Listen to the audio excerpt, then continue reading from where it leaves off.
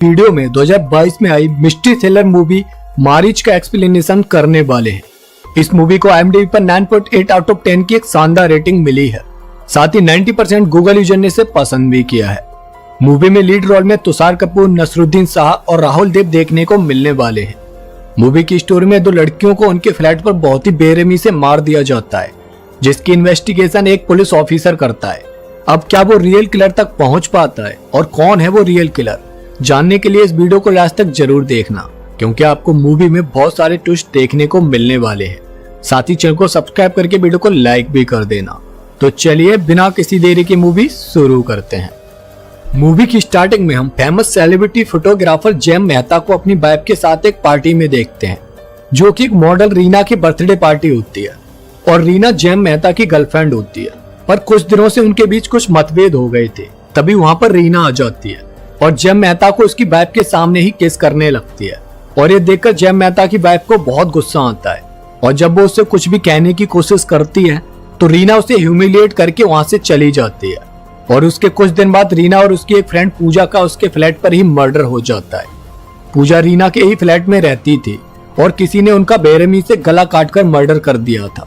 और इस केस की इन्वेस्टिगेशन पुलिस ऑफिसर राजीव कर रहे होते हैं, इसीलिए वो मेहता की वाइफ से मिलने उसके घर जाते हैं। उस टाइम मेहता दुबई में एक फोटो शूट के लिए गया हुआ था। वहां पर राजीव को रीना और मेहता की वाइफ के बीच के मनमुटाव के बारे में पता चलता है, इसीलिए उसका शक मेहता की वाइफ पर जाता है। पर उससे राजीव को कोई भी ज्यादा जानकारी नहीं मिल पाती है, बल्कि वो तो राजीव के साथ फ्लर्ट करने लगती है और अपना तन मन धन सब राजीव को अर्पण करने के लिए रेडी होती है। अब इसी बीच पुलिस सिरजू नाम के एक आदमी को भी ढूंढ रही होती है, क्योंकि वो रीना को डेली नारियल पानी देने जाता था और रीना के मर्डर के बाद से वो मिसिंग था। अब नेक्स्ट सीन में राजीव फादर लोबो की ग्रैंड डॉटर लीसा से मिलने हॉस्पिटल जाता है। ड्रग्स ज्यादा लेने की वजह से उसकी तबीयत खराब हो गई थी, इसलिए उसे डॉक्टर की ऑब्जर्वेशन में रखा गया था। अब क्योंकि लीसा रीना और पूजा की फ्रेंड थी, इसलिए वो भी राजीव के शक के दायरे में थी। उससे पूछताछ करने पर राजीव को पता चलता है कि एक बार लीसा के साथ रीना एक पार्टी में गई हुई थी, जहां पर लीसा एक जेमी नाम के ड्रग डीलर से हर बार न्यू ड्रग्स लिया करती थी, क्योंकि उसे ड्रग्स लेने की बहुत बुरी लत लग चुकी थी। उस दिन लीसा के साथ रीना ने भी ड्रग्स लिए थे। उसके बाद जब वो रीना को लेकर घर पर आ गई तो रीना काफी नशे में अपने सोफे पर लेटी हुई थी। तभी लीसा ने सिरजू को रीना के करीब जाते हुए देखा था, पर लीसा को देखकर वो वहां से भाग गया था। उसके बाद डॉक्टर राजीव को बताते हैं कि लीसा की बॉडी में कई तरह के न्यू ड्रग्स के ट्रेसेस मिले हैं। और तभी हम जेमी और उसके एक फ्रेंड को देखते हैं, जो अपनी लैब में न्यू ड्रग्स के एक्सपेरिमेंट कर रहे होते हैं।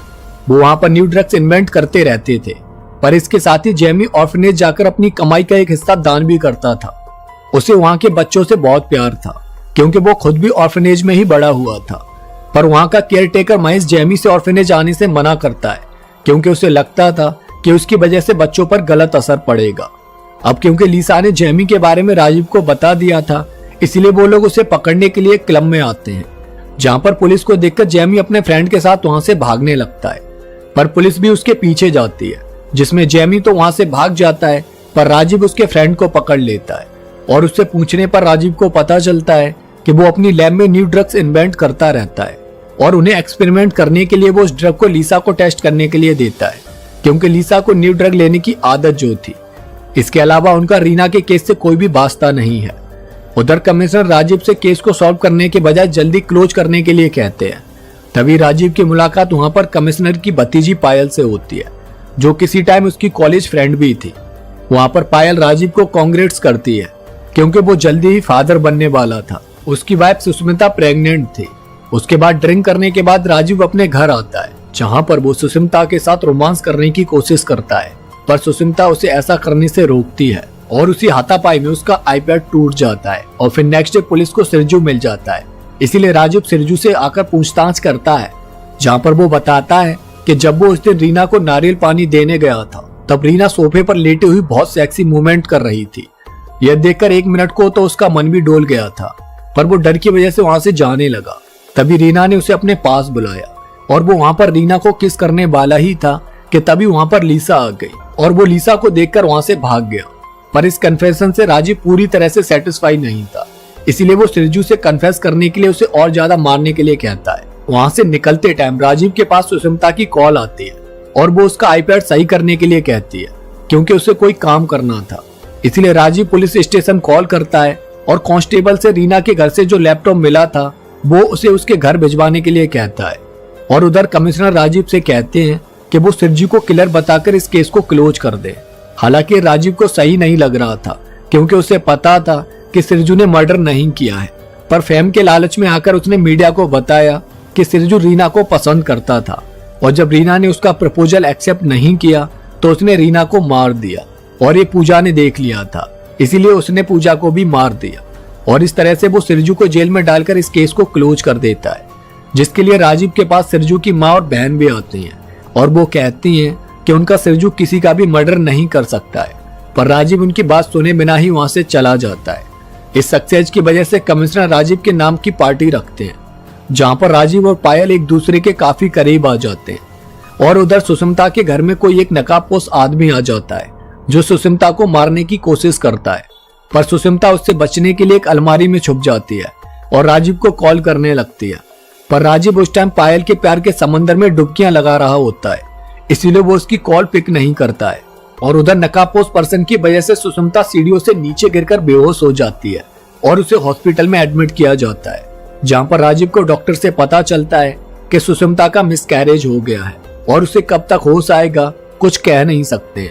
तभी राजीव के पास फादर लोबो आते हैं, जो उसे हिम्मत से काम लेने के लिए कहते हैं। साथ ही वो उसे चर्च में लेकर आते हैं, जहां पर वो उसे अपने गलत किए गए कामों को कन्फेस करने के लिए कहते हैं, ताकि उसके दिल पर जो बोझ है वो कम हो जाए। क्योंकि जो कुछ भी लास्ट नाइट हुआ था उसकी वजह से राजीव बहुत गिल्टी महसूस कर रहा था।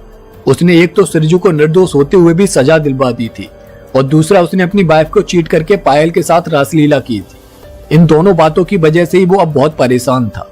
अब नेक्स्ट डे राजीव को एविडेंस बैग से एक चश्मा मिलता है जो कि मेहता का होता है, इसीलिए राजीव मेहता से पूछताछ करने के लिए दुबई पहुंच जाता है, जहां पर उस चश्मे को देखकर मेहता बताता है कि जिस रात रीना का मर्डर हुआ था उस शाम वो रीना के पास गया था। वो रीना से माफी मांगने वहां पर गया था। साथ ही उसे दुबई शूट के लिए एक लड़की की जरूरत थी, तो उसने वहां पर रीना की कुछ फोटोज भी निकाली थी अपने क्लाइंट को दिखाने के लिए। और वहीं पर उसे एक लड़की मीरा दिखाई दी थी, जो कि ऑर्फनेज से थी, और पूजा के साथ अक्सर वो उनके फ्लैट पर आती रहती थी। और वो चश्मा मेहता ने मीरा को गिफ्ट कर दिया था, क्योंकि उसे वो चश्मा पसंद आ गया था। अब रात को राजीव मेहता को फोन करता है और उसे उस लड़की मीरा की फोटो भेजने के लिए कहता है। तब मेहता कहता है कि वो फोटो उसकी हार्ड ड्राइव में मुंबई में है, वो कल मुंबई आकर वो हार्ड ड्राइव लेकर उनके पास आ जाएगा। दूसरी तरफ हम एक पर्सन एंथनी को देख पाते हैं, जिसके साथ पास्ट में कुछ ट्रेजेडी हुई थी और उसे पुलिस ने पकड़ लिया था। उसके बाद एंथनी हॉस्पिटल आकर सुष्मिता के रूम के बाहर खड़ा हो जाता है, और जब नर्स उससे कुछ पूछती है तो वो वहां से चला जाता है। अब डॉक्टर राजीव को बताते हैं कि सुष्मिता अब खतरे से बाहर है और उसे कभी भी होश आ सकता है। तभी हॉस्पिटल में फायर अलार्म बजने लगता है, इसीलिए सारे लोग उसे देखने जाते हैं। और उसी बीच एक नकाबपोश आदमी सुष्मिता को मारने की कोशिश करता है, पर तभी वहां पर नर्स आ जाती है और वो नर्स को देखकर खिड़की से कूदकर वहां से भाग जाता है। और जैसे ही वहां पर राजीव आता है तो वो नर्स बताती है कि उस किलर ने एक हैट पहना हुआ था। और तब राजीव खिड़की से बाहर देखता है तो उसे एंथनी हैट पहनकर जाता हुआ दिखाई देता है। राजीव उसे पकड़ने के लिए उसके पीछे भी जाता है, पर वो वहां से गायब हो जाता है। और तभी राजीव के पास मेहता की कॉल आती है कि वो हार्ड ड्राइव लेकर हॉस्पिटल ही आ रहा है, पर इसी बीच मेहता को वो नकाबपोश आदमी किडनैप करके मार देता है। दूसरी तरफ जेमी रात को छुपके से ऑर्फनेज में एंटर करके मीरा के अडॉप्शन की डिटेल्स निकाल लेता है, क्योंकि महेश ने उसे बताया था कि मीरा को एक फैमिली ने अडॉप्ट कर लिया है। और जब जेमी मीरा के अडॉप्शन वाले एड्रेस पर जाता है तो उसे वहां पर पता चलता है कि ये घर तो लास्ट 6 मंथ से बंद है, इसीलिए अब जेमी को महेश पर कुछ शक होता है। उधर फादर लोबो राजीव को फिर से चर्च में लेकर आते हैं और उसे अपना गुनाह कन्फेस करने के लिए कहते हैं। तब राजीव फादर के सामने सब कुछ कन्फेस कर लेता है और फादर उसे हिम्मत से काम लेने के लिए कहते हैं। उधर जेमी महेश का पीछा करते हुए एक फैक्ट्री में पहुंच जाता है, जहां पर उसे एक कंटेनर में बहुत सारे बच्चे कैद मिलते हैं, जिसमें मीरा भी होती है। वो मीरा से कुछ भी पूछ पाता कि उससे पहले ही कोई उसके सर पर वार करके उसे मार देता है, और उसी ने ही मेहता को भी मार दिया होता है। उसके बाद पुलिस स्टेशन में राजीव को याद आता है कि उसने पूजा के लैपटॉप को अपने घर भेजने के लिए कहा था, और जब वो इस बारे में कांस्टेबल से आकर पूछता है तो वो कहता है कि उसने कोई भी लैपटॉप उनके घर पर नहीं भेजा। इसलिए राजीव को लगता है कि शायद उसी लैपटॉप को लेने के लिए किलर सुष्मिता के घर पर गया होगा। इसीलिए वो उस लैपटॉप को एक हैकर से जाकर चेक करवाता है, जिसमें उन्हें कुछ भी नहीं मिलता है। पर जैसे ही वो हैकर राजीव के फोन को चेक करता है तो उसे पता चलता है कि राजीव की सारी कॉल्स को कोई रिकॉर्ड कर रहा है और इसीलिए ही वो राजीव के हर एक मूवमेंट पर नजर रखे हुए है। अब उस नकाबपोश वाले किलर को पकड़ने के लिए राजीव अपने फोन से कांस्टेबल को कॉल करके बताता है कि सुष्मिता को होश आ गया है, इसीलिए वो उसे लेकर अपने घर जा रहा है, क्योंकि राजीव जानता था कि सुष्मिता को मारने के लिए वो किलर उसके घर जरूर आएगा। इसीलिए उसने ये प्लान किया था, जबकि सुष्मिता अभी भी हॉस्पिटल में ही थी। और जैसे ही वो नकाबपोश किलर राजीव के घर पहुंचता है तो राजीव उसे पकड़ने के लिए उसके सामने आ जाता है, पर वो किलर वहां से भागने लगता है और काफी देर चेजिंग करने के बाद राजीव उसे पकड़ ही लेता है। और तब हमें पता चलता है कि वो नकाबपोश पर्सन एंथनी नहीं होकर महेश होता है, जिससे पूछताछ करने पर राजीव को पता चलता है कि महेश ऑर्फनेज के बच्चों को बेचा करता था, यानी वो चाइल्ड ट्रैफिकिंग किया करता था और इसमें उसका साथ पूजा भी देती थी। जब महेश को पता चला कि राजीव पूजा के लैपटॉप को अपने घर भिजवा रहा है तो वो उस रात उसी लैपटॉप को लेने के लिए सुष्मिता के घर पर गया था, क्योंकि उसे लगा था कि उसमें कुछ डिटेल्स हो सकती हैं। पर वहां पर सुष्मिता ने महेश का चेहरा देख लिया था और इसीलिए ही वो सुष्मिता को मारना चाहता था। उस दिन हॉस्पिटल में भी उसी ने सुष्मिता पर अटैक किया था और जेमी और मेहता को भी महेश ने ही मारा था, क्योंकि उन्हें महेश के बारे में सब कुछ पता चल गया था। पर रीना और पूजा का मर्डर उसने नहीं किया था। तभी हमें पता चलता है कि लीसा एंथनी की बेटी थी और उसकी वाइफ जेनी के मर जाने के बाद वो अपने ग्रैंडफादर लोबो के साथ ही रह रही थी। पर अब वो हॉस्पिटल से फादर लोबो के साथ जाना नहीं चाहती थी, पर राजीव के समझाने पर वो उनके साथ चली जाती है। और उसके बाद राजीव मीरा से मिलने आता है, जहाँ पर मीरा उसे बताती है कि उस रात वो रीना और पूजा के साथ उसके फ्लैट पर हाइड एंड सीक खेल रही थी। तभी वहां पर एक आदमी आया और उसने रीना और पूजा को मार दिया और मीरा ने छुपकर उसका फेस देख लिया था। तभी उसी बीच नर्स को एक फोटो मिलता है जिसमें एंथनी, फादर लोबो, जेनी और लीसा एक साथ होते हैं। वो उस फोटो को लेकर राजीव के पास आती है और उसे एंथनी की तरफ इशारा करके बताती है कि यही आदमी उस दिन सुष्मिता के रूम के बाहर उसे देख रहा था। और जब उस फोटो को मीरा देखती है तो वो कहती है कि इसी आदमी ने रीना और पूजा का मर्डर किया है। अब राजीव को लगता है कि एंथनी लीसा को मारने उसके घर जरूर जाएगा, इसीलिए वो फादर लोबो के घर पर आता है, जहाँ पर फादर लोबो कहते हैं कि लीसा अपने रूम में आराम से सो रही है। और तब वो राजीव को एंथनी की कहानी बताते हैं कि एंथनी ड्रग्स के नशे में रहता था, इसीलिए उनकी बेटी जेनी उसे छोड़कर लीसा को लेकर उनके पास आ गई थी। और एक दिन एंथनी लीसा को लेने जेनी के पास आया था और जब जेनी ने उसे रोकने की कोशिश की थी तो एक्सीडेंटली धक्का लगने से जेनी की मौत हो गई थी और उसी की वजह से पुलिस एंथनी को पकड़ कर ले गई थी। तब लीसा उन्हें बचाने के लिए बहुत रोई थी और उसी वजह से वो फादर लोबो से नफरत करने लगी थी। और जब वो 16 साल की हुई तो वो घर छोड़कर चली गई थी और एंथनी की तरह ही नशे में पड़ गई थी। इससे फादर लोबो को बहुत बुरा लगा था और उन्होंने अपनी बेटी जेनी से मरने से पहले वादा किया था कि वो एंथनी की परछाई तक लीसा पर नहीं पड़ने देंगे। और इसीलिए ही उन्होंने लीसा समझकर उस रात रीना का मर्डर कर दिया था, क्योंकि उस रात फोटोशूट की वजह से रीना ने लीसा का गेटअप लिया हुआ था। और जब उन्हें मर्डर करते हुए पूजा ने देख लिया था तो उन्होंने उसे भी मार दिया। उस दिन हॉस्पिटल में मीरा ने फादर लोबो को ही किलर बताया था, पर राजीव को लगा था कि वो एंथनी को किलर बता रही है। फादर लोबो एंथनी को उसकी बेटी से दूर करके उसे सजा देना चाहते थे और इसीलिए ही उन्होंने लीसा को भी अब मार दिया था।